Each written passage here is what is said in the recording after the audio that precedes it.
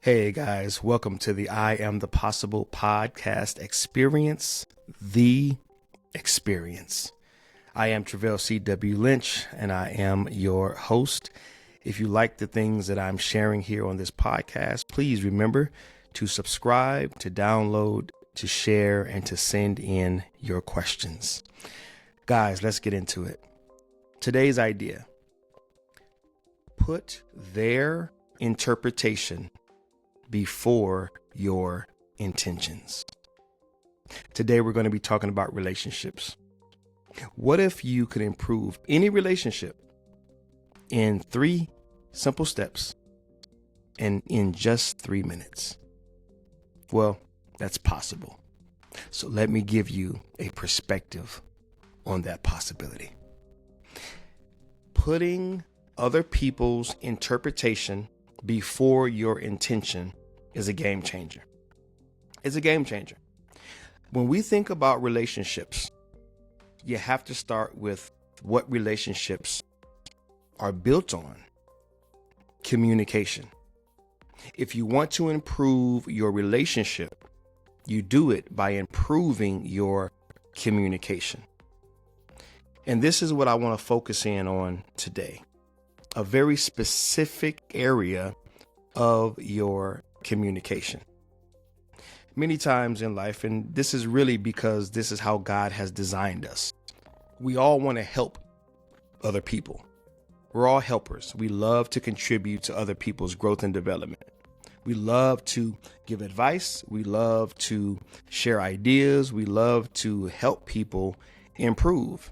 And whether it's a relationship of, a husband and a wife, or a parent and a child, there's always going to be this element of communicating information that you believe is important for them to receive. The problem is, many times we don't consider what really matters: their interpretation. Their interpretation is greater, or has a greater level of importance than your intention. For example, a parent may have the intention of helping out a child. And so the parent goes up to the child and says, "Hey, I want you to clean up your room every day. I'm sick and tired of your room being messy. In order for you to be successful in life, you're going to have to learn discipline. So clean up your room every day." The intention is to build discipline. The intention is to help this young person grow and develop in their responsibility. But did you notice where all of the focus was? All of the focus was on the intention, what I'm trying to give them, rather than what they are actually getting from me. A better approach would be, and this is what I'm going to be getting into in just a moment, a better approach is putting their interpretation before your intention. It doesn't mean to get rid of your intention. It just means to place it secondary. You're going to still have that intention. You still want the best for them. You still want to help them to grow in their discipline and their responsibility. But you're going to flip it. You're going to focus on their interpretation. The same can be true in a romantic relationship, spouses, right? You see something maybe off within the life of your spouse and you want to help them change. You want to help them improve. You want to, maybe point something out. And you may go to your wife or your husband or your significant other, and you just may say something like, "Hey, you really need to lose weight." Let's just say, for example, right? You need to lose weight. I really want you to live longer and, have a higher quality of life. And so, hey, man, you need to hit the gym. Let's just say, for example. Well, your intention was to help them to live longer, have a greater quality of life, to just be in better shape, maybe aesthetically, to even look better. Those were your intentions, and those are good intentions. But again, did you notice where the focus was? The focus was on your intention and not so much their interpretation.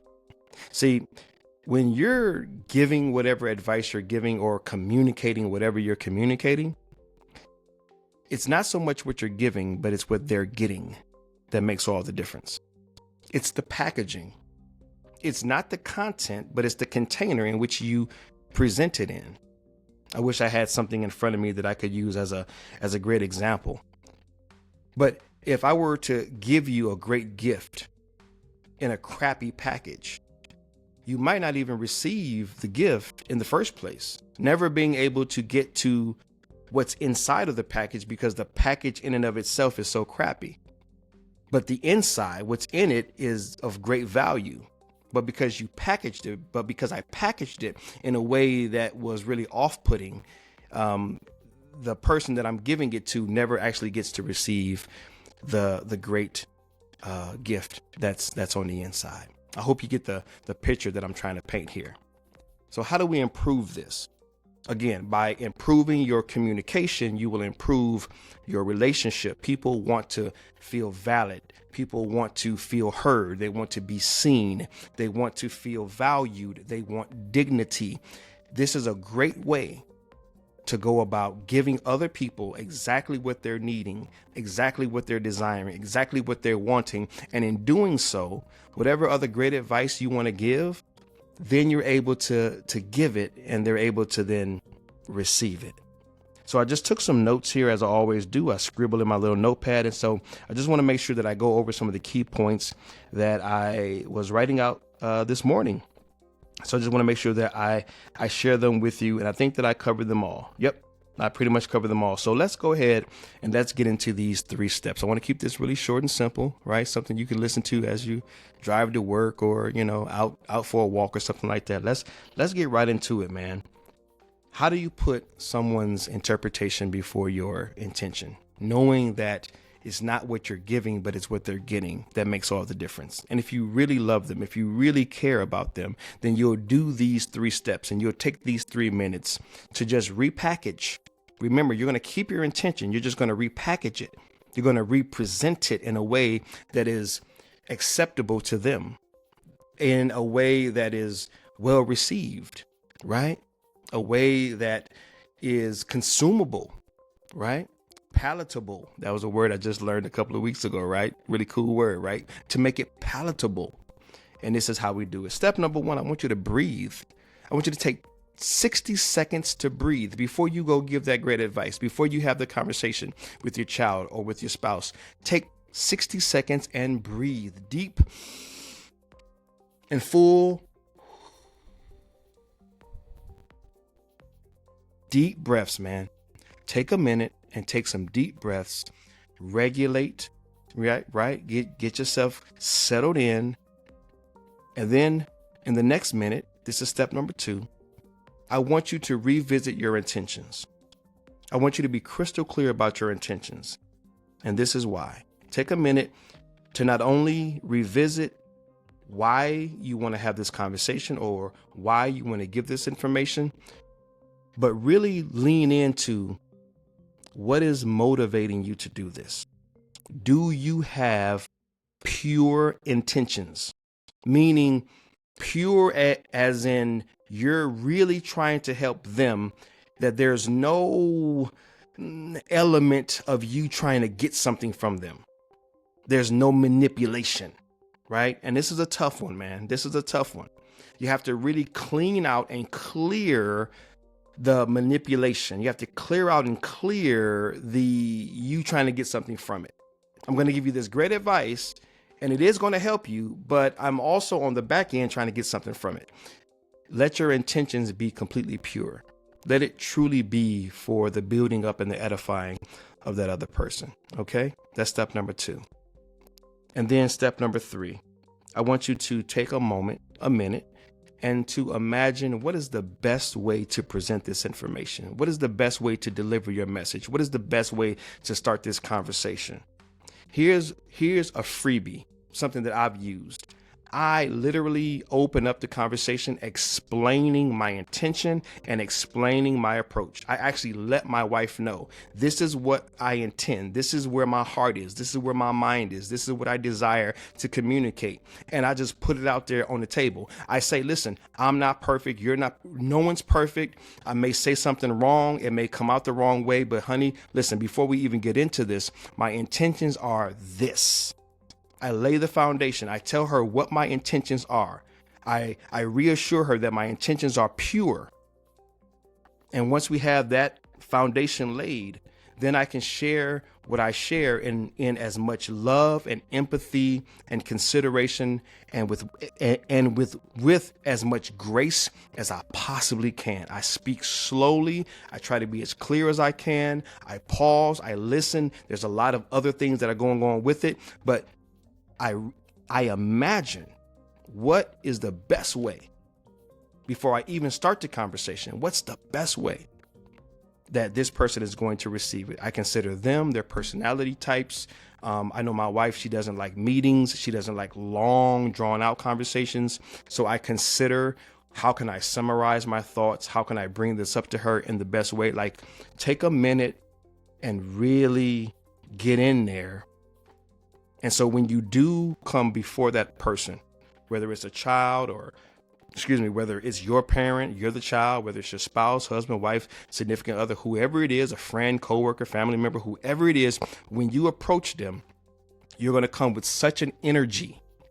You're going to come with such a presence that alone is going to tear down so many walls. Okay? So let me give you an example. Let me just give you some things to remember. Number one, put empathy before education. This is the big one for parents.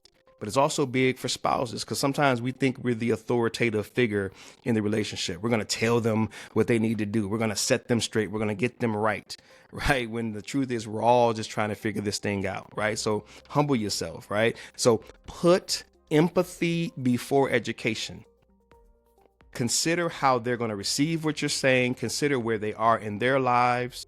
All of this consideration before you actually have the conversation is going to set you up and equip you to really approach them with great empathy. And they're going to feel that empathy. They're going to notice it and recognize it.